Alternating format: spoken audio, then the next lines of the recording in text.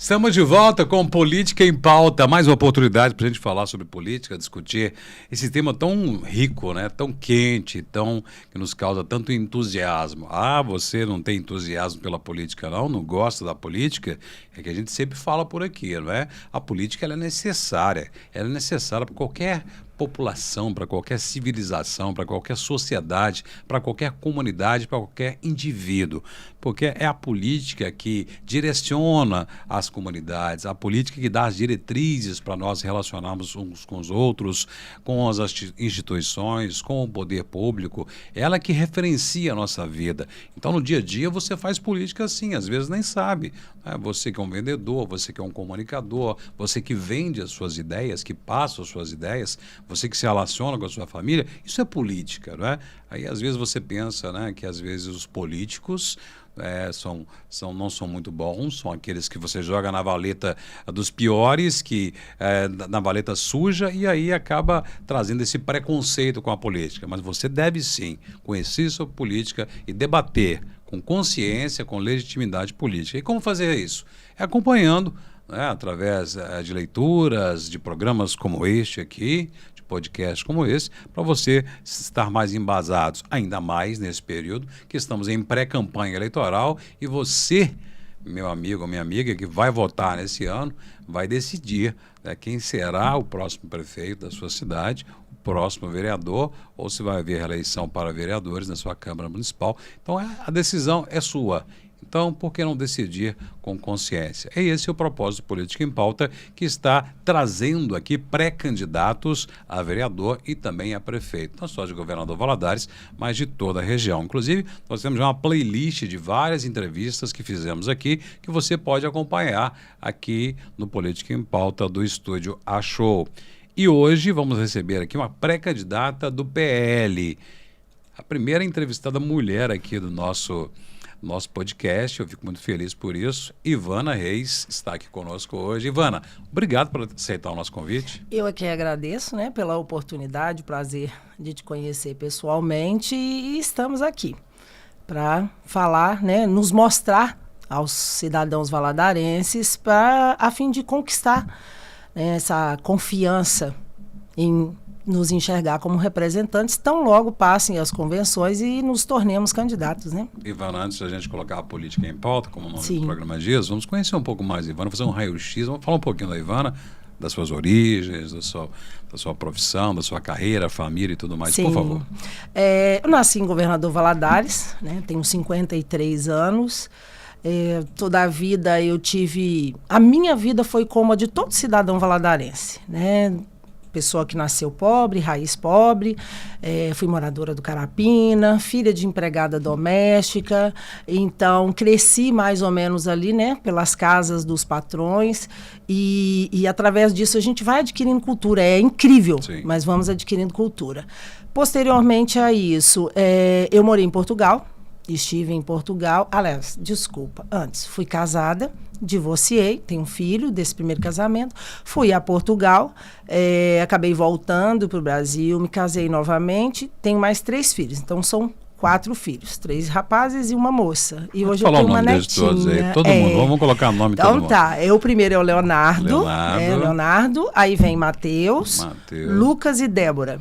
Olha que lindo, né, netinha? A netinha Aurora, é o presente que Matheus e Letícia me deram. Estamos acompanhando lá pelo YouTube, para mandar um beijo para todos lá que estão acompanhando. Com certeza, beijo, amo vocês. Que maravilha, então, sequência. E aí aconteceu que, infelizmente, em 2005, o meu marido ele teve câncer. Na verdade, ele teve o primeiro em 2000, fez tratamento e tudo. Aí voltamos para Portugal, ele estava bem, mas infelizmente já na gestação da minha última filha, o câncer voltou.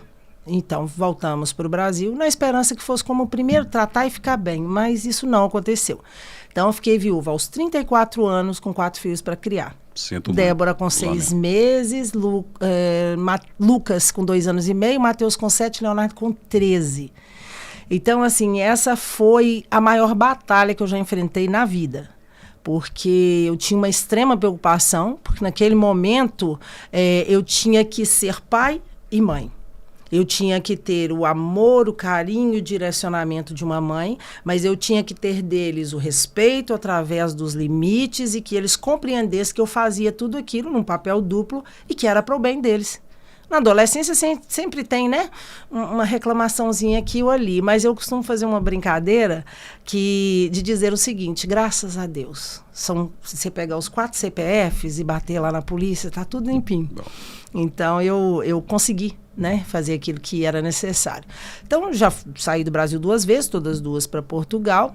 Infelizmente, em Governador Valadares, né, por falta, às vezes, de oferta de emprego. Mas trabalhei aqui em Governador Valadares, já morei em Patinga também. Eu trabalhei muitos anos em posto de gasolina. Comecei como frentista, fui uma das primeiras frentistas mulher aqui em Valadares. Terminei essa carreira em Patinga. Havia tem lá um posto, Beira Rio, eu cheguei a ser gerente desse posto. Depois eu deixei essa profissão e me tornei cuidadora de idosos. Uma profissão onde eu me encontrei muito, porque desde pequena nós fomos criadas para sermos úteis, para amarmos o ser humano, né? Geralmente, quando você vem de uma origem muito pobre, você acaba aprendendo que os amigos ou o vizinho que você tem, eles são extensão da sua família. Então, eu descobri um dom, né, ao ser cuidadora. Graças a Deus, tive muito sucesso nessa carreira. E aí, foi o momento em que a política entrou na minha vida. Né? Não sei se você já quer falar sobre isso. Então, nesse momento, então, a política já entrou em pauta na sua vida. Isso, aí a política entrou em pauta. A política foi assim. Na verdade, eu estava morando em Patinga, no ano de 2016, e eu vou ser muito sincera para você, vou contar em pormenores, tá? Sim. Em 2016, eu vi pela primeira vez Bolsonaro. Certo. E eu fui pesquisar sobre ele. E eu vi nele uma grande representatividade de tudo aquilo que eu pensava. Então, reacendeu no meu coração a esperança de que a política possa ser feita como ela deve ser, sem corrupção e com muito trabalho. Então, naquele momento, eu fiz uma oração. Eu sempre fui uma mulher de muita fé. Eu fiz uma oração e eu disse a Deus assim, falei: Senhor, eu tenho muita vontade de entrar para a política. Mas, para eu entrar para a política, eu preciso que o senhor abra portas, porque eu quero acompanhar uma eleição de um candidato, que ele seja eleito, que eu possa estar perto para acompanhar esse mandato e aprender nos bastidores, e em 2024 eu quero vir candidata a vereadora. Aí disse assim ao Senhor: mas é assim, se essa for a sua vontade, eu preciso que o senhor me ajude. Se não for a sua vontade, tira do meu coração essa paixão, porque eu também não quero sofrer por isso. Porque desde pequena a minha mãe nos politizou. A minha mãe era uma empregada doméstica, mas se você conversar com minha mãe, ela não comete um erro de português, e ela exigia isso, né, de mim e da minha irmã. Ela nos fazia ouvir Voz do Brasil, assistir telejornal, ler revistas, ler jornais. Então, nesse momento, eu fiz essa oração e descansei no Senhor. Aí, eu, através de Facebook, conheço o QG Bolsonaro, aqui de Governador Valadares. Comecei a seguir, acabei conversando no momento com um da liderança, que acabou me colocando em todos os grupos. Eu saio de Patinga e mudo para o Espírito Santo. Infelizmente, quando eu cheguei no Espírito Santo, extrema violência. O meu Mateus foi assaltado por 2 vezes, onde ele assim, não perdeu a vida na segunda, porque foi Deus mesmo. A gente viu a intervenção da mão de Deus. Eu então desisto de morar lá e volto para Valadares. Chegando aqui, me aproximei. Eu já tinha todos os meus candidatos escolhidos, menos o deputado estadual. Eu entro um dia no Facebook e vejo o Coronel Sandro também numa postura que condizia muito comigo. Entrei no Messenger e deixei uma mensagem lá para ele, que até aquele dia eu ainda não tinha candidato a deputado estadual, mas que a partir do vídeo tal que eu havia visto, eu faria campanha de graça para ele, como eu também fazia por Bolsonaro. E aí eu comecei a ir, né? Porque naquela época, na campanha de Bolsonaro, doava-se dinheiro e tudo. Eu, como não tinha, eu falei, vou doar o meu trabalho, né? Vou fazer aquilo que eu entendo que eu sou boa. E eu comecei a acompanhar, com isso eu fui me aproximando da liderança e também do coronel. Coronel vence a eleição, Depois disso, eu sou convidada pelo professor Adolfo, que foi o fundador do QG Bolsonaro aqui, lá na Praça dos Pioneiros, né? Ele, Luiz, Maurício e Ronaldo. Ele, então, me convida para entrar na liderança. E eu assim, nossa, eu na liderança? Eu nunca pensava nisso, né? E era a mão de Deus trabalhando.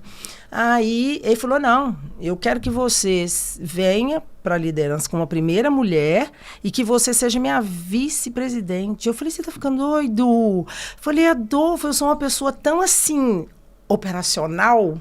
Falei, por que você não procura uma pessoa assim mais calma? Ele falou, não, eu não preciso de uma pessoa calma, eu preciso de uma pessoa como você é. E aí ele me disse naquele dia, isso já faz anos, né? Ele me disse que eu era talhada para estar um dia candidata e entrar na política. E eu, assim, atônita, falei, não, você tem certeza e tal? Me lembro como se fosse hoje. Ele pegou no meu braço, ele pediu licença, pegou meu braço e falou, olha, você precisa entender uma coisa. Há pessoas que nasceram para a política, mas ela corre nas suas veias. Então, aí eu me tornei líder do QG e começamos, né, a trabalhar ali pela direita, pautas de direita. Nós, graças a Deus, temos vários grupos em Valadares. Acredito eu, que só em Governador Valadares são 12 grupos, né, de WhatsApp. E temos nossa página no Instagram. E aí, um dia eu estou em casa e recebo um telefonema. Um convite de Coronel Santos para fazer parte da assessoria dele. Isso foi algo assim que me deixou, foi um misto de alegria e aquela confusão toda. Eu amei aquilo tudo, aceitei o convite e me tornei assessora do coronel. E aí, eu acho que, eu tenho certeza, não acho, aconteceu aquilo que eu entendo que é necessário dentro da política. Ao chegar, né, tomar posse, estar ali como assessora, a minha preocupação era, estando aqui agora, recebendo esse salário que é pago pelo povo, pago até por mim, pela minha mãe, né, porque é pelo pagador de impostos, e nós pagamos imposto o dia inteiro, eu falei, bem, agora o que eu vou fazer aqui? Então, nesse momento, eu assumi a responsabilidade de acompanhar todos os trabalhos da Câmara Municipal de Vereadores. Então, eu já fazia isso antes, né? Mesmo estando em Valadares. Quando eu morava em Valadares e depois tendo voltado para Valadares, eu sempre fui às reuniões da Câmara. Eu acho fundamental que o povo acompanhe. São 7 reuniões ordinárias, elas acontecem nos 7 primeiros dias úteis do mês, entre das 16 às 20 horas e é aberto ao público. Mas os vereadores, eles querem isso? Querem que o povo vá à Câmara pela sua vivência enquanto cidadã estando lá? Você vê isso? Não. Pode ser sincero, não, podcast sabe permite. Por quê? Tá, eu vou ser bem sincera. Eu não vejo os vereadores desejando isso, porque se eles desejassem, eles estariam batendo sempre nessa tecla, usando suas redes sociais e o seu conhecimento e grupos, chamando a população para lá. Só que o que eu vi acontecer ali dentro? Exatamente o que você falou. Eu chegava lá para assistir as reuniões, a galeria estava cheia de quê? Assessores. Você vê a Câmara encher de pessoas quando é um assunto determinado que interessa a uma classe. Aí vão lá, fazem pressão, na maioria das vezes conseguem o resultado que eles esperam, mas acabou. Então, assim, eu fico muito triste. Como você falou, a política ela é fundamental na nossa vida. A gente acorda fazendo política e dorme fazendo política. Porque você cumprimenta seu vizinho na saída e na entrada de casa. Então, a minha tristeza é o seguinte, eu tenho uma frase comigo que eu digo a todas as pessoas. Quando elas me dizem que não gostam de política, eu falo, eu sinto muito por você. Porque políticos fazem leis. Leis regem as nossas vidas. Se você não escolhe e não vota, você depois não tem direito de reclamar. Porque você tem um direito de ir lá e fazer a sua escolha. Você não faz. E aí vem a segunda parte, que eu acho que é pior ainda do que a primeira, né? É a pessoa vota, elege ou não, mas são votados ali, são eleitos 21, e as pessoas abandonam eles lá por 4 anos. Dá um cheque em branco para eles. E ali eles fazem aquilo que eles querem, não estou falando só no sentido pejorativo, de jeito nenhum. Eles vão conduzir os seus mandatos como eles querem. Mas eu sempre digo, o voto, ele é um direito triplo. Você tem o direito de eleger, você tem o direito de fiscalizar e você tem a obrigação de colaborar para que o vereador faça um excelente mandato. E as pessoas, elas não entronizam isso. Eu fico muito feliz porque eu vi, depois do evento Bolsonaro, graças a Deus, nós deixamos de ser patriota de Copa do Mundo, né? Começamos a entender o peso da política e como ela atua na nossa vida. Agora, o que me deixa, às vezes, assim, um pouco irritada, né?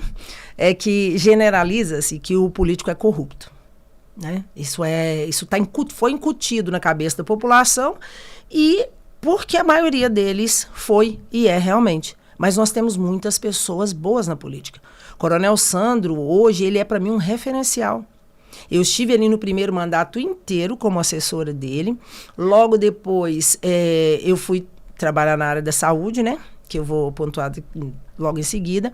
E eu nunca deixei de acompanhar Coronel Sandro. Graças a Deus, nós continuamos próximos, continuei próxima do mandato dele, da família, e eu tenho visto o excelente trabalho que ele tem feito. Tanto é que, se não fosse, todo mundo diz assim, mas em 2018, qualquer um que viesse em nome de Bolsonaro era eleito. Tá, Coronel Sandro foi eleito com mais de 48 mil votos, fez o seu primeiro mandato com excelência, e ele é reeleito com 65. Então, assim, 17 mil pessoas a mais, os 48 e poucos continuaram, e os 17 mil a mais vieram somar. Então, assim, existem pessoas que estão comprometidas com a verdadeira política, que é ser uma voz do povo e trabalhar para o povo. Abrindo só um parêntese, eu trabalho na Superintendência Regional de Saúde, onde estou agora, né, porque estou afastado.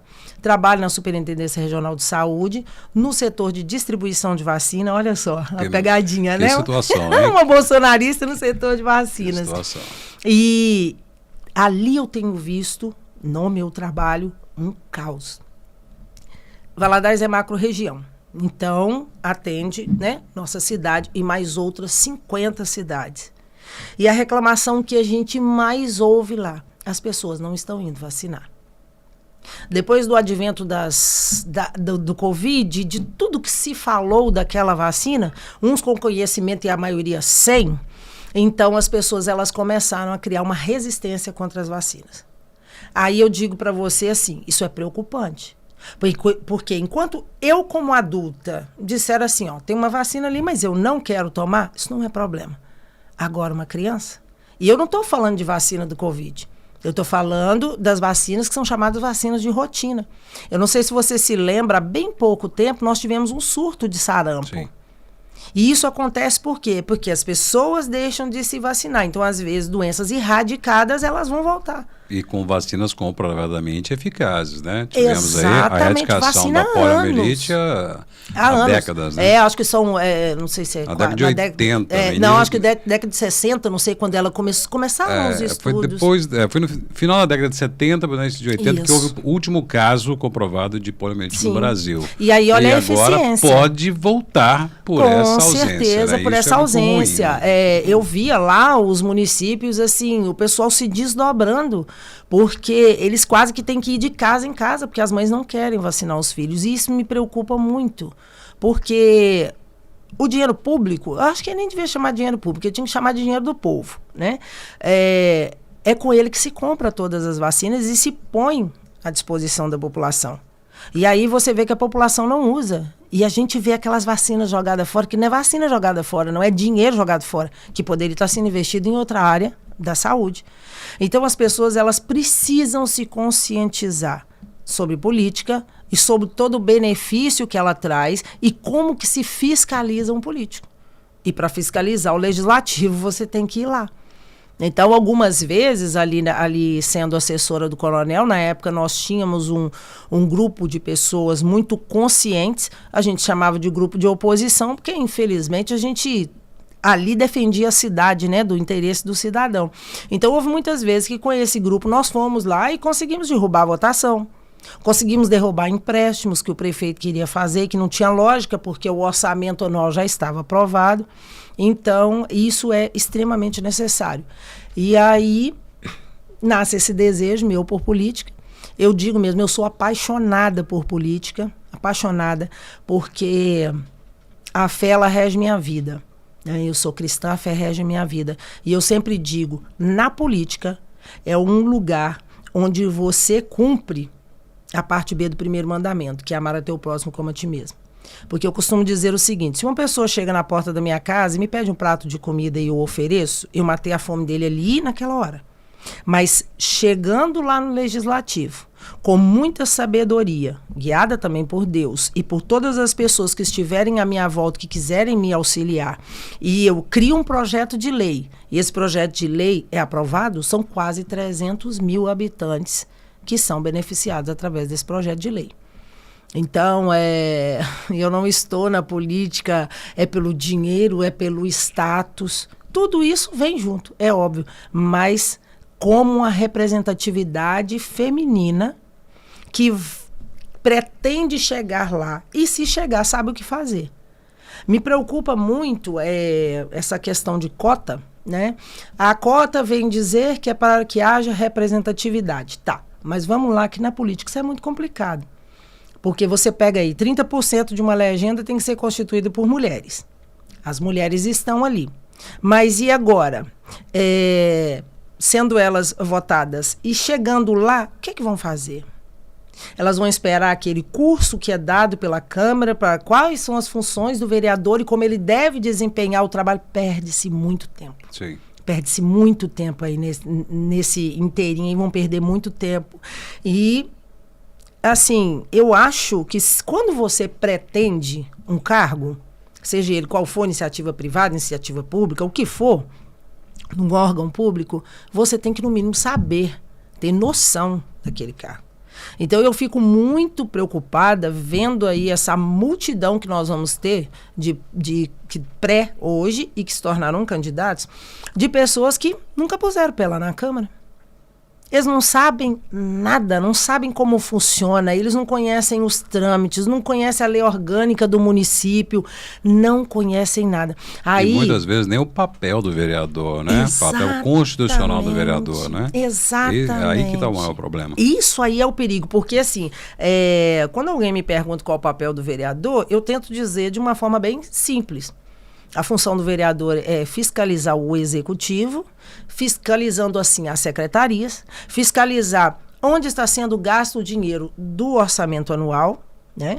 Ele tem que estar muito próximo da população para ele entender o que são políticas públicas, porque, por exemplo, assim, não é função do vereador, eu sou vereadora, você chega para mim e fala assim, Ivana, lá na minha rua tá precisando calçar. Aí eu vou lá, mexo os pauzinhos, né, na Secretaria de Obras, e aí vai lá e calça sua rua e o resto do bairro. Sim. Então, a função do vereador não é você me pedir uma ajuda para conseguir um exame mais rápido, e aí eu consigo para você, mas passa na frente do pessoal que está lá na fila. Então, a função do vereador é fiscalizar as secretarias.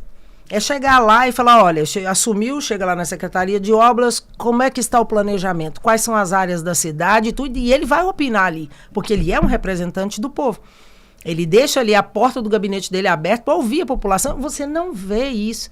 Então, cabe a ele fiscalizar o executivo, o orçamento, como está sendo gasto, fiscalizar todas as secretarias, estar perto do povo para criar projetos de lei que realmente tragam dignidade para as pessoas. E os projetos não podem ser criados tecnicamente dentro do gabinete, né? O vereador tem que andar, tem que estar junto para pedir voto. Ele vai. Agora, quando for eleito, ele tem que voltar. Com certeza. Não só nas suas bases, mas aí todo município, na cidade como um todo. Para conhecer os projetos advirem das necessidades da população, né? Isso exatamente. Aí é que você entende e que vê que é o papel do vereador. Então, isso mostra, e é a pergunta que vem a seguir, você se sente preparada para isso? Porque a gente sabe, muito se fala, né? Que os poderes públicos, né, os poderes constituídos, eles são verdadeiras máquinas de moer ideais. Sim. Né? Que muitas vezes a pessoa, o cidadão, né, que é candidato, tem um ideal, tem uma vontade de fazer diferente, de mudar tudo que está aí, tudo que está posto, fazer o diferencial, mas quando chegam lá, são acuados, são pressionados e são moídos pelo tal do sistema. E aí? Exatamente. Você perguntou se eu me sinto preparada, Sim. né? Com certeza. Porque se eu não me sentisse preparada, eu não estaria nessa caminhada.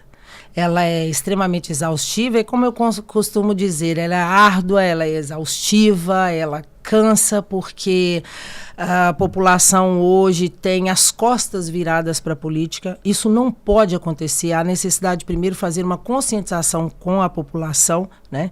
Porque quem paga lá todos os salários, quem paga por todas as obras são nossos impostos. Então, eu me sinto preparada justamente por ter tido essa possibilidade abençoada por Deus de estar ali acompanhando os trabalhos já na posição de assessora, então eu tinha acesso a mais coisas. Você falou sobre a questão de chegar lá e não saber fazer e ficar preso pelo sistema. Política, ela não é nada mais do que a arte de dialogar.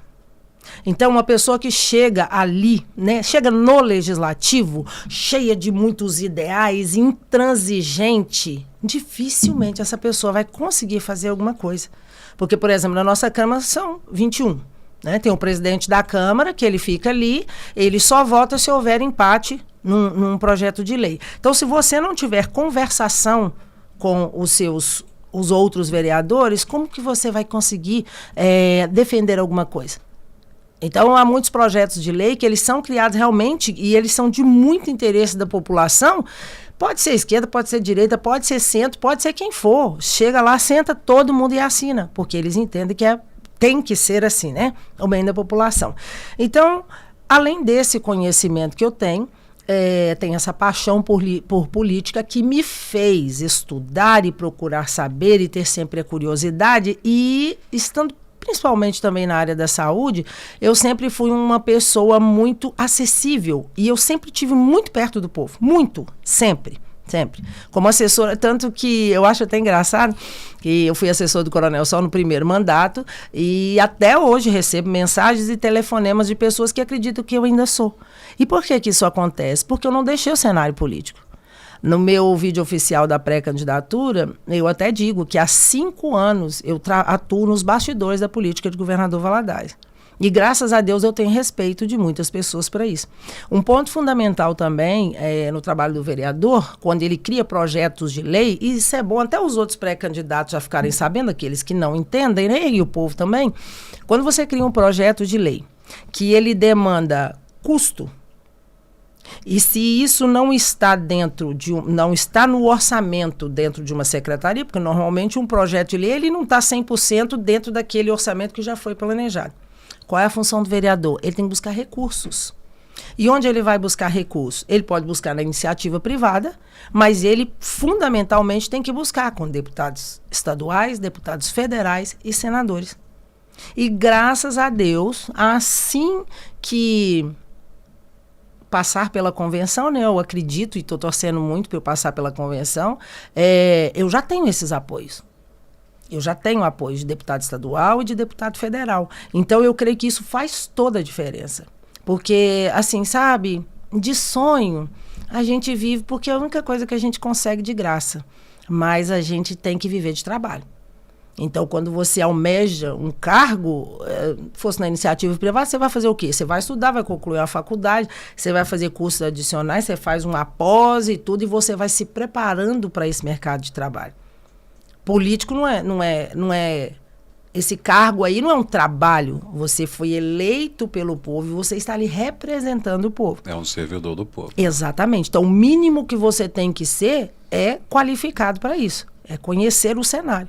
E graças a Deus eu conheço e assim, obviamente, como diz a minha mãe, a gente vive aprendendo e morre sem saber quase nada, né? E obviamente estando lá, conseguindo chegar e estando lá, é aprender mais, é me dispor mais, é estar muito mais próximo do povo, aquilo que a maioria dos vereadores não faz, que a gente sabe, né? Aquela turma aí que, até os novos, né? Nunca se envolveram com política, nunca se envolveram com uma política pública, nunca quiseram saber do problema do buraco da rua da casa dele. Mas agora aparece todo mundo como salvador da pátria. Porque se eu for eleito eu vou fazer... Ei, as coisas não são assim. O povo precisa ter muita consciência. Uma outra coisa que eu falo é o seguinte... Você mora lá na sua rua, saem 2 pré-candidatos que são seus vizinhos. Aí você tem mais proximidade com um. Ah, não, vou votar no fulano porque eu conheço ele mais, eu sei que ele tem bom caráter e tal. Ele tem potencial para ser eleito. Se ele for eleito, ele vai chegar lá e fazer alguma coisa. Mas aí o outro vizinho, que às vezes nem é tão Você nem conhece ele tanto, mas você sabe que ele também tem um bom caráter, porque você sabe que tem uma coisa que corre muito é fofoca, né? É verdade. Então, se Mais você, cidade menor. né? Se você sabe que ele tem uma maior probabilidade de ser eleito e chegando lá ele vai te representar melhor, é nele que você tem que votar.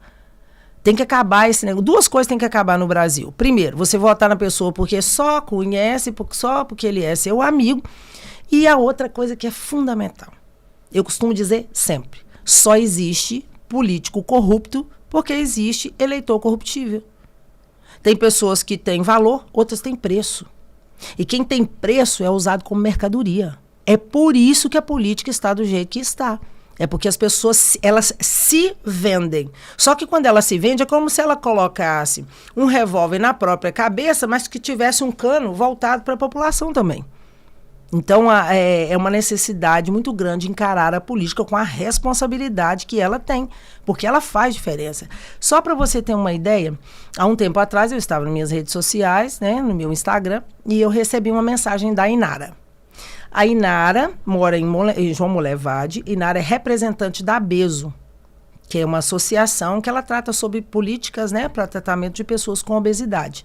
Então, Inara me procurou, porque ela viu um comentário meu numa determinada postagem, ela me procurou, entramos em contato e ela aí ela foi me explicar esse universo das pessoas com obesidade, que eu desconhecia totalmente. Então, ela me procurou e ela falou, Ivana, olha, eu preciso da sua ajuda, você se dispõe a me ajudar? Eu falei, com certeza, o que é que você precisa? Ela falou, olha, eu já tenho um projeto de lei pronto, eu preciso que você me apresente a um vereador, e vamos as 2 até ele, e eu vou explicar, nós vamos conscientizar tudo e tal. Encontrei esse vereador. Posso falar o nome? Claro. João Bosco. É. Eu fui até o João Bosco, expliquei para ele, né, a seriedade do assunto, né, porque os obesos, eles não têm, as pessoas com obesidade, eles não têm um tratamento de qualidade pelo SUS, porque não adianta você fazer bariátrica numa pessoa, você diminui o tamanho do estômago dela, mas se você não tratar a compulsão que está aqui na mente... Opera o estômago, mas não a mente.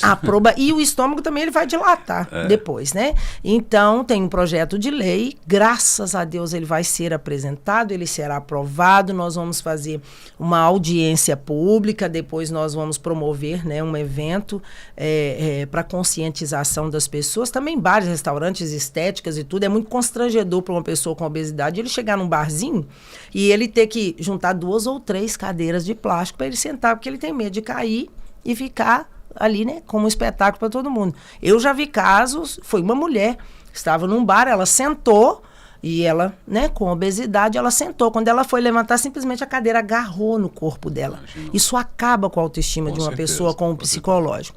Então, aí eu te falo uma coisa. Isso não é prova de que quando uma pessoa ela está interessada e ela demonstra ter conhecimento, ou ela vai atrás ou as coisas vêm atrás dela.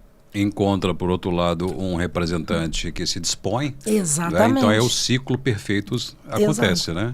E é incrível, como eu disse para você, eu fiquei assim, encantada, porque Inara me conheceu através de ver um comentário meu sobre política numa rede social, numa determinada postagem.